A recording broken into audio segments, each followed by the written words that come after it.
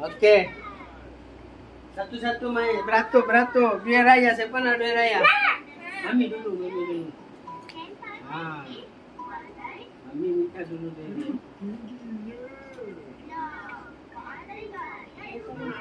Kita mau bersama dia.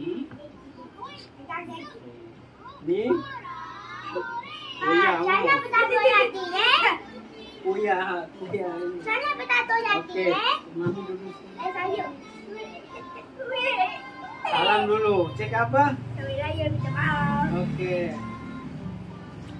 Ni. Adik sama. Hari Raya minta maaf.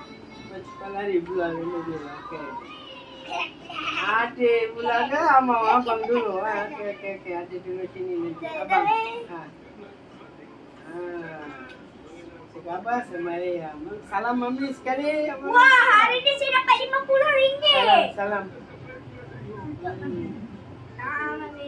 Salam, Mami. Salam ya. Oh, banyak. Haha. Saya betul. Okey, ni mami pula sekarang. Salam mami lagi. Tanya dia mami ya.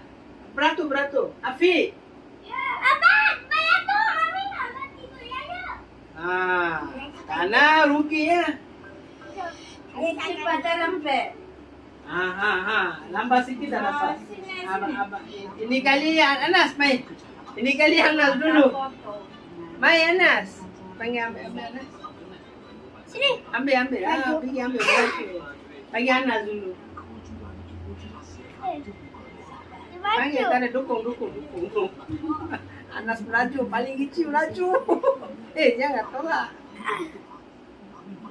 Allah, kenapa melaju? Apa dukung? Okey. Wah, kaya je. Dapat 63. Anas, Afiq Ali. Anas. Anas ambil. Salam mami. Ya. Mana duit raya? Bagi Anas punya duit raya mana? Abang, kaya betul kan? Ini. Abang, kaya. Kamu ambil dua ke? Dapat 63. Bukan. Ini betul. Ini. Kamu ambil. Ini Anas. Saya dapat berapa? Dapat berapa? Ini satu ajar dia punya. 5 ini. Ini satu ajar. Oh, Anas pun banyak. Tak. Saya dah punya. Okey, kita duduk satu kali. Sini semua duduk sekali. Mai sini. Fatihah mai. Kita duduk dengan mami. Saya. Okey, kita ada. Mami mana mami? Tengok sana. Cakap apa semua? Selamat Hari Raya Aidilfitri. Maaf zahir dan batin. Bye. Ambil telefon Ali. Okey. Sekarang kita